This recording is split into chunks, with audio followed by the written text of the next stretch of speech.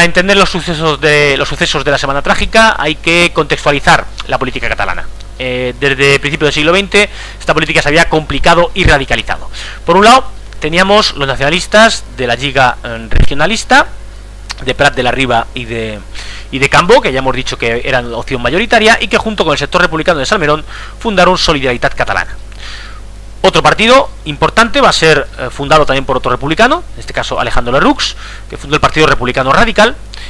que tenía un carácter bastante populista, anticlerical y anticatalanista, españolista, y que tuvo gran aceptación en los barrios de clase media y barrios obreros de Barcelona, donde la mayoría de la población era inmigrante, es decir, no eran catalanes. Y por último, el anarquismo, que era la opción preferida por los obreros catalanes, por encima del socialismo, que crearon también en 1907 Solidaridad Obrera, la agrupación de Solidaridad Obrera. Sin embargo, bueno, aquí tenemos a Lerroux, a Cambó y bueno, pues una manifestación o una actividad política en la época, en la Barcelona de la época.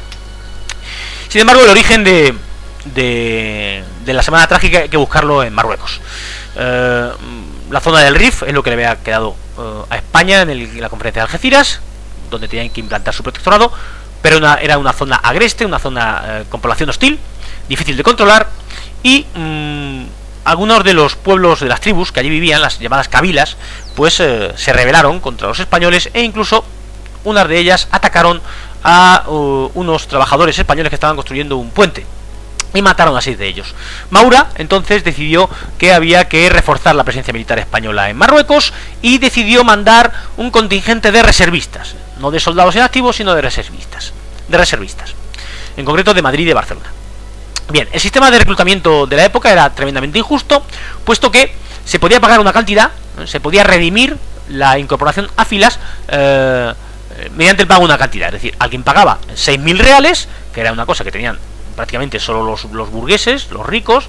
y no tenían que ir a filas. Por tanto, la mayoría de los reservistas van a ser obreros o gente de clase media, además casi todos padres de familia que dejaban en una situación bastante complicada a sus hijos y a sus mujeres. El 18 de julio, en el puerto de Barcelona,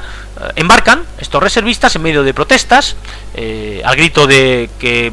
vayan a la guerra los ricos y que tiren los fusiles, protestas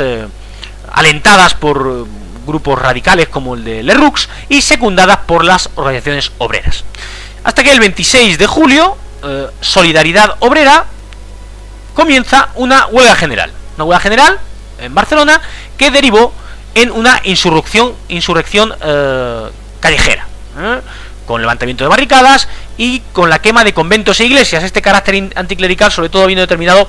por las soflamas de políticos como Lerroux y por bulos que determinaban que la presencia española en Marruecos estaba influenciada por los intereses en concreto de los jesuitas. Durante una semana los enfrentamientos fueron tremendos.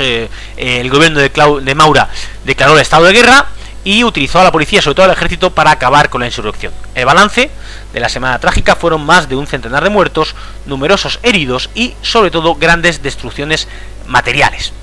El 2 de agosto, finalmente, el ejército se había hecho con el control de la situación y tras ello comenzaba la represión. Unos procesos multitudinarios con más de 1.700 personas juzgadas.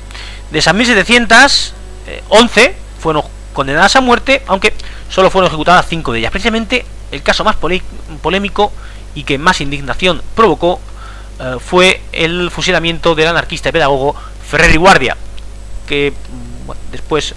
prácticamente otras investigaciones han demostrado que nada tuvo que ver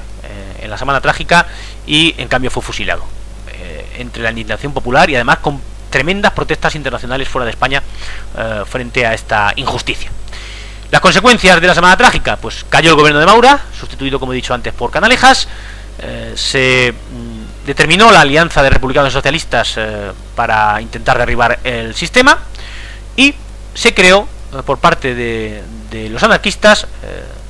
desaparece Solidaridad Obrera y se crea la Confederación Nacional del Trabajo, la CNT, como sindicato anarquista en ese momento. Mientras en Marruecos el ejército seguía sufriendo desastres como los del Barranco del Lobo y el Monte Gurugú, con más de 100 soldados muertos en la llamada Guerra de Melilla, que fue la antesala de la desastrosa guerra de Marruecos. Canalejas va a continuar, como he dicho antes, la labor reformista de Maura, va a sustituir los consumos por un impuesto progresivo sobre la renta, va a establecer el servicio militar obligatorio, es decir, ya no se puede redimir pagando, es decir, te puedes librar de la mili, digamos, de ir al ejército pagando un dinero, en todo caso se podía reducir el tiempo, dependiendo de lo que pagases. Se aprobó la polémica ley del candado, se prohibía el establecimiento de nuevas comunidades religiosas durante un tiempo en España, se negociaron los límites definitivos entre el protectorado francés y el español en Marruecos, y se redactó la ley de mancomunidades, que dotaba de autogobierno a las regiones, o de cierto autogobierno a las regiones, de tal manera que Cataluña se acogió a ello, puesto que satisfacía algunas de sus demandas. Sin embargo, el gobierno de Canalejas va a terminar abruptamente por el asesinato del propio Canalejas en la Puerta del Sol, el 12 de noviembre de 1912, por el anarquista Manuel Pardiñas, que le pegó 3 tiros en la cabeza. Su sustituto al frente del gobierno, el conde de Romanones, detuvo la actividad reformista de Canalejas, y entonces Alfonso XIII decidió activar el turno y acabar con este gobierno liberal y mandar formar gobierno al conservador Eduardo Dato, que bueno, lo primero que hizo fue aprobar precisamente la ley de mancomunidades que había quedado pendiente del mandato anterior, que, como ya he dicho antes, a la cual se acogió la propia Cataluña. Aquí tenemos a Canalejas, fotos, bueno, una reconstrucción de lo que fue su asesinato. Sí tenemos la imagen de su cadáver, en 2 casos, en el suelo, en la calle, en la Puerta del Sol, y con otros políticos velando su cadáver. Y aquí podemos ver un vídeo sobre el asesinato de Canalejas, que bueno, os invito a que lo veáis en YouTube, que es bastante sencillo de encontrar. El siguiente epígrafe lo veremos en el vídeo